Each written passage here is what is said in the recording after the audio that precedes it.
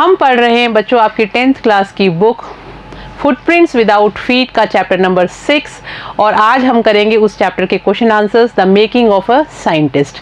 तो जैसा कि हमने पढ़ा कि रिचर्ड एब्राइट जो वैज्ञानिक हैं, इस कहानी में पूरा हमने उनके जीवन के बारे में देखा कि किस तरह से जब वो छोटे से थे 2nd क्लास से ही उनको तितलियों में रुचि थी और किस तरह से ये जो रुचि थी बाद में आगे बढ़ते बढ़ते उनको एक वैज्ञानिक में परिवर्तित कर देती है। और इस पूरी जर्नी में सबसे अहम जो किरदार है वो निभाया है उनकी माँ ने, यानी उनकी मदर जो है उनका बहुत इम्पॉर्टेंट रोल रहा है उनको एक अच्छा वैज्ञानिक बनाने में, क्योंकि उन्होंने अपने बच्चे की जो क्यूरियोसिटी थी, जिज्ञासा थी, उसको समझा और उन्हें पता था कि उनका बच्चा बहुत इंटेलिजेंट भी है। तो उसको सही डायरेक्शन देने के लिए उन्होंने जो एक किताब ला के दी थी मोनार्क तितलियों के बारे में, जिसकी मदद से धीरे धीरे आगे रास्ते खुलते चले गए और डॉक्टर उर्गट की मदद से किस तरह से वो एक बहुत बड़े वैज्ञानिक बने और उन्होंने सेल थियरी का भी पता लगाया।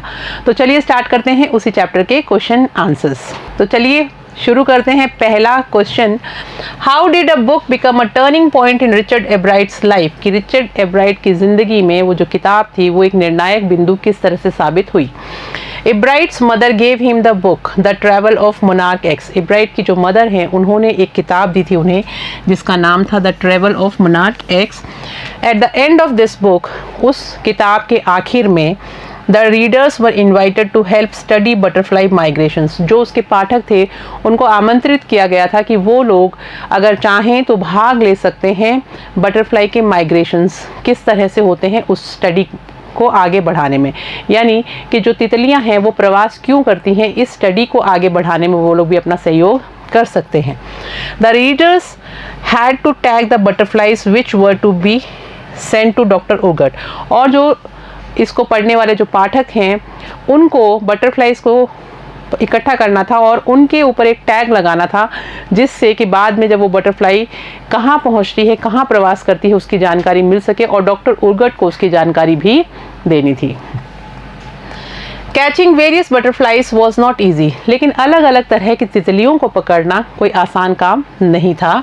सो Ebright would catch a female monarch. तो एब्राइट ने सोचा कि उन्होंने एक मादा मोनार्क जो तितली थी उसको लिया, टेक हर एग्स, और उसके जो अंडे हैं उनको लिया, and raise them through their life cycle, और उनको अपनी आंखों के सामने ही उनको बड़ा होने दिया कि किस तरह से उनका जो जीवन चक्र है उसको वो समझ सकते थे कि जो एग है उसको लिया, एग से किस तरह से वो कैटरपिलर में चेंज होता है, किस तरह से प्यूपा बनता है और किस तरह से वापस वो बटरफ्लाई में परिवर्तित होता है। तो पूरी लाइफ साइकिल उन्होंने अपने यहीं पर ही एक सेटअप कर लिया अपने घर में ही।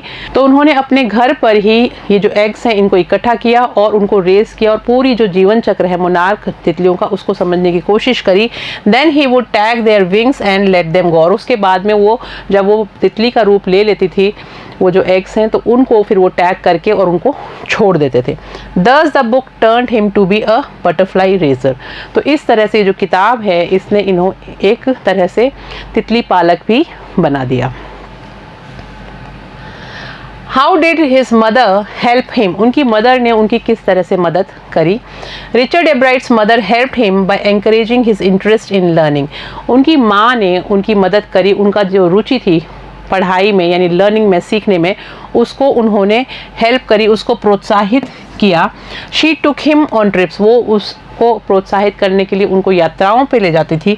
Purchase telescope, microscope, cameras and other equipments for him, और उन्होंने उनको बहुत सारे इक्विपमेंट्स भी खरीद के दीजिए, जैसे कि माइक्रोस्कोप होता है, कैमरा होता है, जो भी चीज़ें उनको एक्सप्लोर करने के लिए ज़रूरी थी वो सब चीज़ें उन्होंने उनको खरीद के दी। She found things for him to learn, और वो किस चीज़ को सीख सकते हैं उस तरह की चीज़ें भी वो उनको ढूंढ के उनको बताया करती थी। What lesson does Ebright learn when he does not win anything at a science fair? जब विज्ञान मेले में एब्राइट को कोई भी इनाम नहीं मिला तो उनको कैसा लगा, उस चीज़ से उन्होंने क्या सीख ली।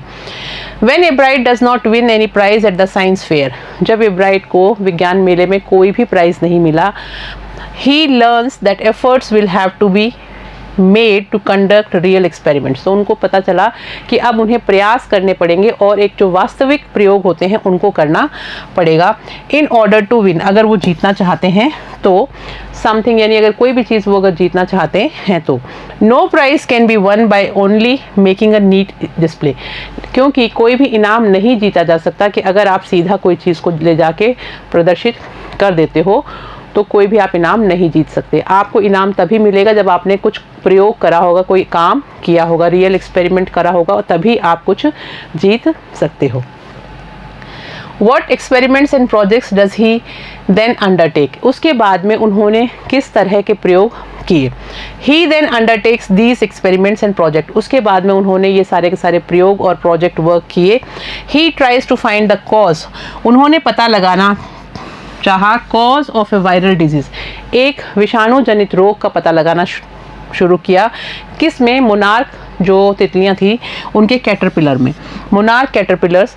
ही test the theory that viceroy butterflies copy monarchs, और उन्होंने एक ये सिद्धांत पता लगाने की कोशिश करी कि किस तरह से जो विसरी तितलियां हैं वो मोनार्क तितलियों को कॉपी करती हैं, उनकी नकल करती हैं।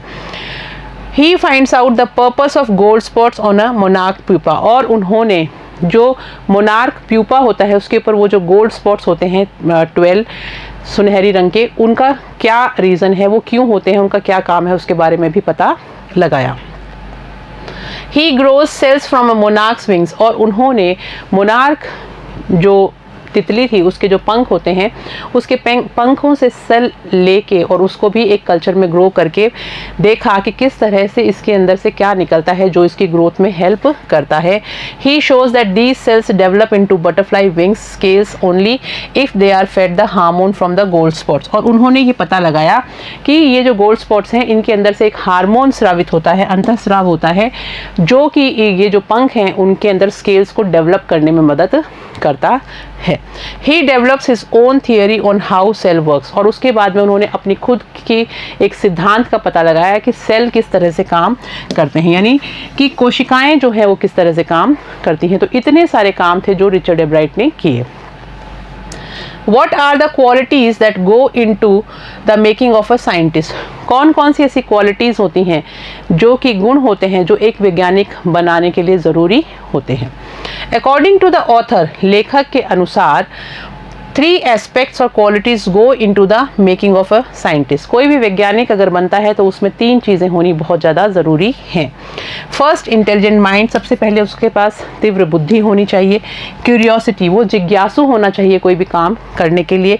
टू एक्सप्लोर थिंग्स, ताकि वो जो चीज़ें हैं उनको पूरा अच्छे से समझ सके, पूरा उनके अंदर तक स्टडी कर सके, अध्ययन कर सके, कंटिन्यूसली लगातार ये काम कर सके। And the will to win for the right reason, और उनके अंदर एक विल होनी चाहिए, यानी इच्छा शक्ति होनी चाहिए कि वो सही कारण के लिए कोई काम करें, यानी खाली जीतने के लिए कोई काम ना करके सही चीज़ का पता लगाने के लिए कोई काम करें और अपना 100% दें।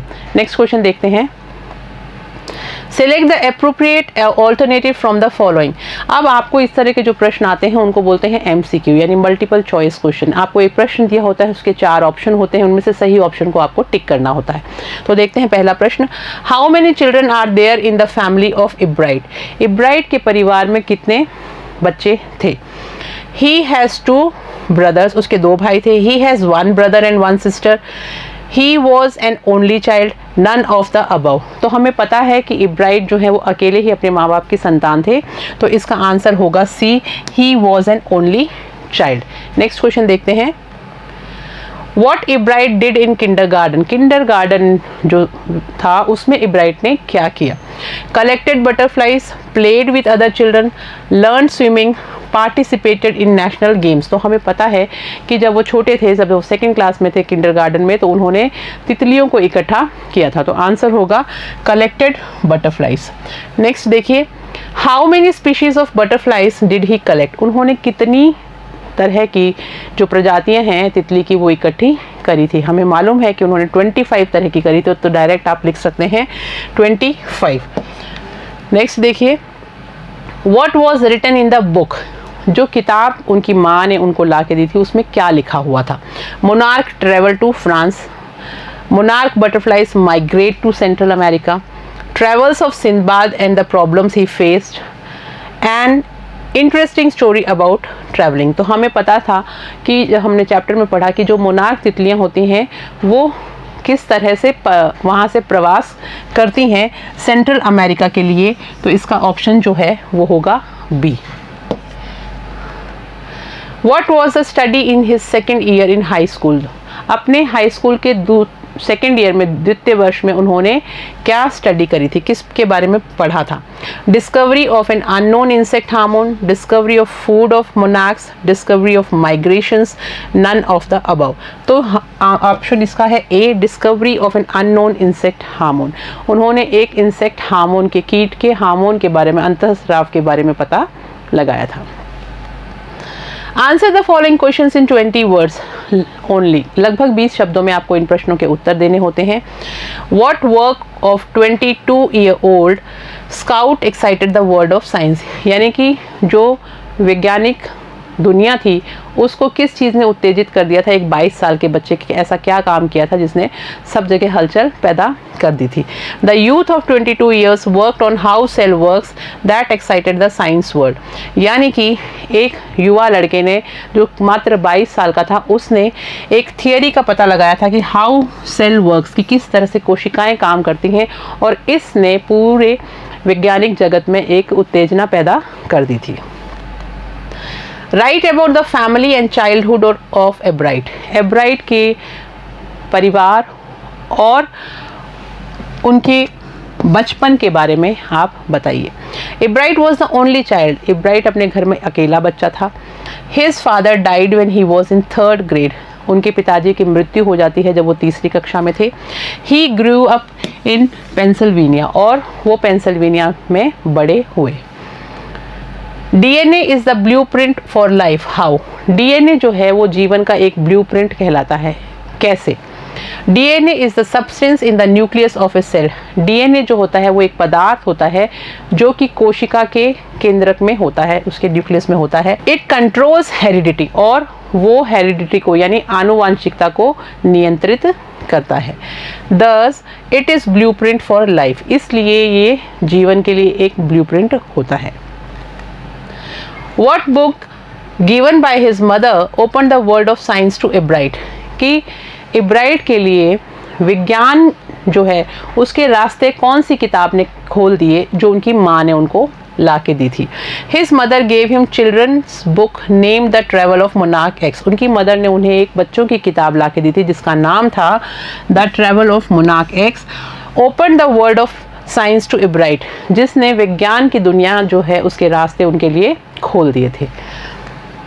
What was presented by एब्राइट in the science fair in grade 7th, जब एब्राइट 7वीं कक्षा में थे और उस समय उन्होंने विज्ञान मेले में क्या दिखाया, यानी क्या प्रेजेंट किया, उनके द्वारा क्या प्रदर्शित किया गया। एब्राइट presented slides of rock tissues, उन्होंने जो मेंढक होता है उसके उत्तकों की एक स्लाइड प्रस्तुत करी थी, विच ही डिस्प्लेड अंडर अ माइक्रोस्कोप, जो उन्होंने एक सूक्ष्मदर्शी के नीचे दिखाई थी और उसको पूरा का पूरा एक्सप्लेन किया था कि वो कैसी है, उसमें क्या क्या चीज़ें हैं। When he was in 7th grade, जब वो 7वीं कक्षा में थे तब। What was the project of एब्राइट in 8th grade, जब वो 8वीं कक्षा में आए तो एब्राइट का प्रोजेक्ट क्या था? His project was to find the cause of viral disease that killed nearly all monarch caterpillars, जब वो 8वीं क्लास में आए तो उस समय जो उन्होंने प्रोजेक्ट किया वो किस बारे में था कि वो एक कारण पता लगा रहे थे एक विषाणु जनित रोग का जो कि मोनार्क जो कैटरपिलर्स हैं उनके अंदर हो जाता है, जिससे कि उनकी मृत्यु हो जाती है। That killed nearly all monarch caterpillars, तो इस विषाणु के कारण ये जो मोनार्क के कैटरपिलर्स होते हैं ये ख़त्म हो जाते हैं, तो उसका कारण पता लगाना चाह रहे थे वो कि ये कहाँ से आता है viral disease. How did एब्राइट show that viral disease killed monarchs, तो किस तरह से एब्राइट ने ये दिखाया कि जो ये विषाणु जनित रोग जो है ये मोनार्क को ख़त्म कर देता है। Ebright showed that the viral disease was carried by beetle, Ebright ने ये दिखाया कि ये जो विषाणु जो होते हैं ये बीटल के द्वारा लाए जाते हैं, और बीटल होता है भंवरा, तो उनका कहना था कि भंवरे के साथ ये जो विषाणु हैं ये आ जाते हैं और ये मोनार्क कैटरपिलर को ख़त्म करने के लिए यही रीज़न है कि वो उसके माध्यम से वहाँ तक पहुँचते हैं। He try to raise caterpillars in the presence of beetles, और इसको दिखाने के लिए उन्होंने जो मोनार्क तितली थी उसके कैटरपिलर्स को बड़ा किया बीटल की प्रेजेंट में, यानी भंवरों की प्रेजेंट में, लेकिन उसमें उनको कोई रिजल्ट नहीं मिला था।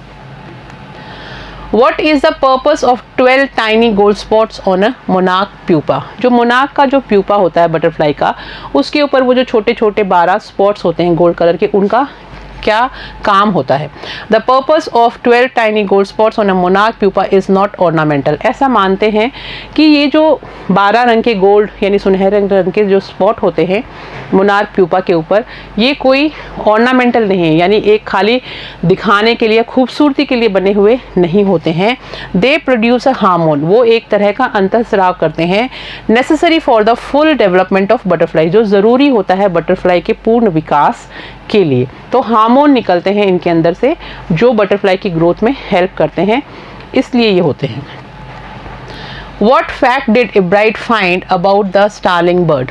कि स्टार्लिंग पक्षी के बारे में एब्राइट ने क्या तथ्य पता लगाए। He found that a starling bird would not eat ordinary bird food. उन्होंने पता लगाया कि जो स्टालिन बर्ड होती है, पक्षी जो होता है स्टालिन, वो वाला खाना नहीं खाता, या वो उन कीटों को नहीं खाता जिनको कि एक साधारण पक्षी खाते हैं। जो ऑर्डिनरी बर्ड होता है उसका जो भोजन होता है उसको स्टालिन पक्षी नहीं खाता। It would eat all the monarchs it could get, इसलिए वो जितनी भी मोनार्क तितलियाँ उनको मिलती हैं उसको खा लेता है। तो कहने का मतलब ये है कि जो स्टार्लिन पक्षी होता है वो सिर्फ मोनार्क तितलियों को खाता है, बाकियों को इसलिए नहीं खाता क्योंकि बाकी जो तितलियां होती हैं उनको साधारण जो पक्षी हैं वो खा लेते हैं। तो उसके अलावा जो बच जाती हैं मोनार्क तितलियां, उनको स्टार्लिन जो पक्षी है वो खाता है। Answer the following questions in about 60 words. लगभग 60 शब्दों में आपको इन प्रश्नों के उत्तर करने हैं। What did एब्राइट do for his 8th grade project? एब्राइट ने अपनी 8वीं कक्षा का जो प्रोजेक्ट था उसके लिए क्या किया? Ebright try to find out the cause of viral disease that killed nearly all monarch caterpillars. जब वो 8वीं कक्षा में थे उन्होंने कोशिश करी पता लगाने की एक वायरल डिजीज, एक विषाणु से होने वाला रोग जो कि मार देता है, किल नियरली ऑल मोनार्क कैटरपिलर्स, लगभग सभी मोनार्क जो कैटरपिलर्स होती हैं, इल्लियाँ होती हैं, उनको मार देता है। He thought that the disease may be carried by a beetle, और उन्होंने सोचा कि शायद ये जो बीमारी है, ये जो विषाणु है, ये भंवरे के द्वारा कैरी किया जाता है, बीटल के द्वारा कैरी किया जाता है, वो उसको लेके आता है अपने साथ। He tried to raise caterpillars in the presence of beetles, इसलिए उन्होंने ये जो मोनार्क कैटरपिलर्स थे इनको बड़ा करने की कोशिश करी भंवरों की उपस्थिति में, ये देखने के लिए कि वो मरते हैं या नहीं मरते हैं। He did not get any result, लेकिन उनको कोई भी रिजल्ट प्राप्त नहीं हुआ इस स्टडी का। He won in that experiment, his confidence was boosted and motivated for further projects and experiment. लेकिन जब उन्होंने इस प्रोजेक्ट के बारे में बताया, पार्टिसिपेट किया वहाँ पर, तो क्योंकि उन्होंने कोशिश करी थी एक नया रिसर्च करने की, तो उनको इनाम मिला। ही वन इन दैट एक्सपेरिमेंट, उस प्रोजेक्ट के लिए, एंड उनका जो आत्मविश्वास था, कॉन्फिडेंस था, वो बढ़ गया, वॉज बूस्टेड, और ज़्यादा बढ़ गया, एंड मोटिवेटेड, और उससे उनको प्रेरणा भी मिली, और उन्होंने आगे बहुत सारे प्रोजेक्ट्स में काम किया और बहुत सारे प्रयोग भी किए। आगे देखते हैं। How did Richard Ebright feel and realise after losing in county science fair? जब काउंटी विज्ञान मेले में रिचर्ड हार गए, उनको यानी कोई इनाम नहीं मिला, तो उनको कैसा महसूस हुआ, और उन्होंने उसमें से क्या रियलाइज़ किया, क्या उनको समझ में आया कि क्या कारण हो सकता है उन्हें इनाम नहीं मिलने का। He participated in county science fair when he was in 7th grade. सबसे पहली बार जब उन्होंने काउंटी फेयर में भाग लिया था तब वो 7वीं कक्षा में थे। He felt sad when he did not get anything while everybody was winning, और उन्हें बहुत बुरा लगा, वो उदास भी हुए क्योंकि उन्हें कोई भी इनाम नहीं मिला था, वहाँ पे उन्हें कुछ भी प्राप्त नहीं हुआ, जबकि हर किसी को कुछ ना कुछ वहाँ पे इनाम मिला था, वो जीता था। His entry was slides of rock tissues which he showed under a microscope।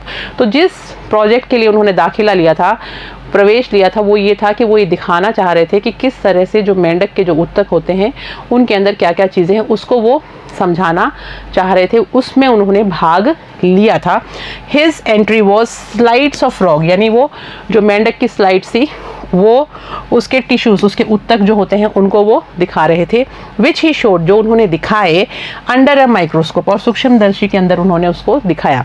He realize that winners had try to do real experiment, तो वहाँ उनको ये एहसास हुआ, वहाँ जाने के बाद उन्हें पता चला कि बाकी के जो बच्चे हैं उन्होंने वास्तविक प्रयोग किए थे, कोई भी बनी बनाई स्लाइड लेके नहीं आया था। तो रियल एक्सपेरिमेंट करना बहुत ज़रूरी है, ये उनको एहसास हुआ। And they had not made simply a neat display, और क्योंकि उन्होंने सिर्फ एक साधारण सा प्रदर्शन नहीं किया था कोई भी चीज़ को लाके उसका, वो कुछ काम करके आए थे, कुछ प्रयोग करके आए थे, रियल एक्सपेरिमेंट करके आए थे। तो इससे उनको भी सीख मिली कि अब अगर मुझे कुछ करना है तो मुझे कोई काम करना पड़ेगा, कोई प्रयोग करना पड़ेगा, उसके बाद ही मैं इसमें भाग लूँगा। Right about the personality of Richard एब्राइट। अब क्योंकि हम पूरा चैप्टर पढ़ चुके हैं, अब हमें रिचर्ड एब्राइट की पर्सनालिटी के बारे में कुछ इंपॉर्टेंट पॉइंट्स पता होने चाहिए। तो देखते हैं क्या क्या है। Richard एब्राइट was a devoted scientist. सबसे पहली बात कि वो एक बहुत ही ज़्यादा समर्पित वैज्ञानिक थे, अपने काम को बहुत मन लगा के करते थे। He was also versatile man, और वो एक तरह से बहुत ही वर्सेटाइल व्यक्ति थे जो बहुत सारे कामों को एक साथ कर सकते थे। उनकी जो प्रतिभा है वो चारों तरफ फैली हुई थी। He started working on experiments in the very early age, और उन्होंने प्रयोग करना बहुत छोटी सी उम्र में ही शुरू कर दिया था। वेरी अर्ली एज में ही उन्होंने एक्सपेरिमेंट्स करने शुरू कर दिए थे। He developed a new theory about how cell works, और उन्होंने एक नए सिद्धांत का पता लगाया कि जो कोशिकाएं हैं वो कैसे काम करती हैं। He had some other attributes also, उनके और भी बहुत सारे गुण हैं, बहुत सारी उनके कैरेक्टर स्केच के अंदर आप देखेंगे कि उपलब्धियां उन्होंने हासिल करी किस किस चीज़ में। He was a champion, वो एक चैम्पियन थे। किस चीज़ में? डिबेट में, वाद विवाद में वो एक चैम्पियन थे। एंड पब्लिक स्पीकर, एक जनता के सामने बोलने वाले बहुत अच्छे वक्ता थे। अ गुड कैनोइस्ट, बहुत अच्छे डोंगी चालक थे, नाव चलाते थे। एंड एन एक्सपर्ट फोटोग्राफर, और एक बहुत ही एक्सपर्ट फोटोग्राफर भी थे, यानी निपुण फोटोग्राफर भी थे। He thought about himself that there must be something practical, वो हमेशा ये सोचते थे अपने बारे में कि कुछ ना कुछ मुझे प्रयोगात्मक चीज़ें करते रहना चाहिए। He work not for winning but for the real cause, वो सिर्फ जीतने के लिए काम नहीं करते थे, उनके कोई भी काम करने के पीछे कोई एक रीज़न होता था, कुछ चीज़ पता लगाने के लिए वो कोई भी काम करते थे। तो उनका मेन मकसद ये नहीं था कि मैं हर जगह जीतूँ, उनका मेन मकसद ये था कि मैं कोई काम करूं, कोई ऐसा प्रयोग करूं और उसमें अपना 100% दूं, और उस प्रयोग को सफल कैसे कर सकता हूं उसमें वो लगे रहते थे। तो बच्चों, आई होप आपको ये पूरे क्वेश्चन आंसर समझ में आ गए होंगे। हम मिलेंगे नेक्स्ट क्लास में, तब तक आप लोग पढ़ते रहिए। Thank you.